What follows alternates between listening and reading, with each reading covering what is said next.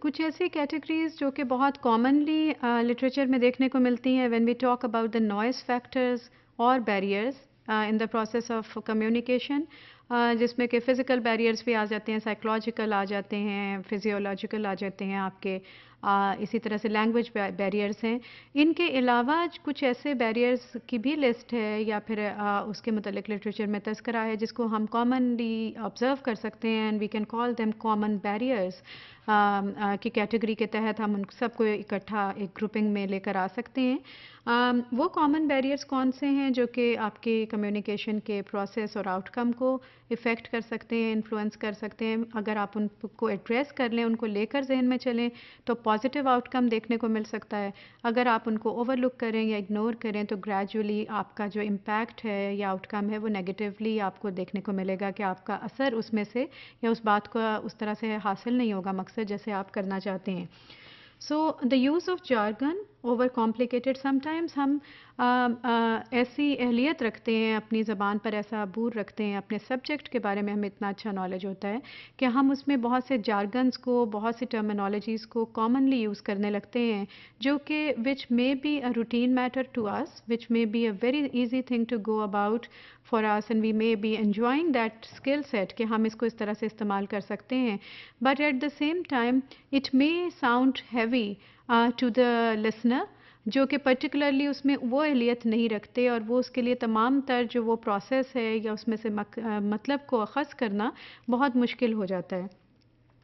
So whenever you are trying to make use of the jargons, be very mindful کہ آپ نے کس کے ساتھ وہ استعمال کر رہے ہیں، وہ اس کو سمجھ بھی پائیں گے یا نہیں. ایسا نہ ہو کہ اس کی وہ غلط انٹرپریٹیشن کر لیں اور آپ نے کہیں اور کچھ بات کہنا چاہتے تھے اور وہ کچھ اور اس کا مقصد، اس کا مطلب کچھ اور ہی اخذ کر لیں. سو unfamiliar jargons، over complicated jargons، technical terminologies کو استعمال کرتے ہوئے آپ اپنی ڈیلی کمیونیکیشن میں بہت کیئرفل رہیں، اور اگر جہاں ان کو استعمال کرنا انتہائی ضروری ہے then try to explain those terminologies with this mindset in your very careful mindset کہ آپ کو تو کلیئرٹی ہے لیکن ہو سکتا ہے کہ کوئی ایک ٹیم ممبر کو اس کے بارے میں اتنی کلیئرٹی نہ ہو. ایموشنل بیریئرز اینڈ ٹیبوز میں سم ٹائمز ہم یہ چیز بھی دیکھنے کو ملتی ہے کہ کچھ لوگ تو بہت ایکسپریسو ہوتے ہیں، they can write well, they can speak very well, they can just make use of different graphs and different visuals very well, they are very good in PowerPoint presentations and otherwise presentations in front of group. Public speaking ان کی اچھی ہوتی ہے. لیکن آپ کی team میں ایسے بھی لوگ ہو سکتے ہیں جو کہ شائع ہیں، who are not word smart, who are not that expressive، اور یا پھر ان کے سرٹن ٹاپکس پہ بات کرتے ہوئے یا سرٹن جگہوں پہ بات کرتے ہوئے they feel reluctant and hesitant. So you need to be careful کہ یہ ضروری نہیں ہے کہ اگر وہ اتنے اس طرح سے وہ کانفیڈنس کے ساتھ یا اتنی اوپننیس کے ساتھ بات نہیں کر پا رہے تو وہ ریڈی نہیں ہے آپ کے ساتھ کوآپریٹ کرنے پہ، یا پھر وہ ان میں اہلیت نہیں ہے، بلکہ آپ کے مائنڈ میں ہونا چاہیے کہ ان کی ایک اسکل سیٹ یا پرسنالٹی ٹائپ ڈفرینٹ ہے. سو ایز اے لیڈر اور manager you have to take care of that aspect also, otherwise they will remain ایک طرح سے ٹیم سے وہ پرے ہٹتے جائیں گے اور ان کی پروڈکٹیوٹی بھی افیکٹ ہوگی اور ان کا موٹیویشنل لیول بھی بہت تیزی سے نیچے آنے لگے گا.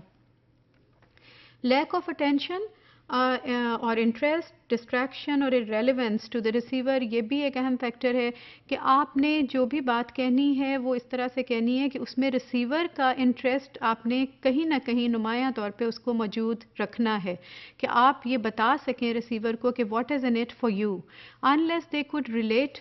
it to themselves, their scenarios, their positions, their job descriptions, they will not be able to understand کہ why we are being involved in this process or why we are being asked to do something here when it is nothing to do with us. سو آپ نے اس کو ساتھ لے کر چلنا ہے، ان کی ریلیونس فیکٹر کو ذہن میں رکھنا ہے. Difference in perceptions and view point, this can also lead to diverging side of the communication outcome کہ آپ کہیں اور چل رہے ہیں اور آپ کی باقی ٹیم کہیں اور جا رہی ہے. اسپیشل نیڈس بھی کی ہو سکتی ہیں آپ کے آرگنائزیشن میں کچھ ٹیم ممبرس کی. ہو سکتا ہے کہ کسی کو ہیئرنگ کا پرابلم ہے، کسی کی اسپیچ میں ڈیفیکلٹی ہے. سو وین ایور اور ویژولس میں دیکھنے میں بھی sometimes dyslexia for example کچھ لوگوں کو ہوتا ہے اور ہڈن ہوتا ہے, you don't know about that. So ہماری سوسائٹی میں اس طرح کی اسپیکٹ اور ایسا نالج اتنا بہت زیادہ ہائی لیول پر ابھی نہیں ہے, لیکن as an educational leader and manager آپ particularly when you are dealing with students, your staff members, you have to take care of all of these aspects and try to be helpful wherever and to whatever extent you are really you can really provide support and help to make your communication cycle more effective. Not being able to see non-verbal cues, expectations and prejudice and cultural differences, یہ 3 factors ہیں جو کہ again communication process میں ایک barrier کے طور پہ آ سکتے ہیں اگر آپ ان کو اپنے ذہن میں لے کر نہ چلیں. اور ان میں سے جتنے بھی ڈفرینسز کو آپ ریموو کر سکیں گے اپنے کمیونیکیشن انیشیٹ کرنے سے پہلے, that will be really good for you.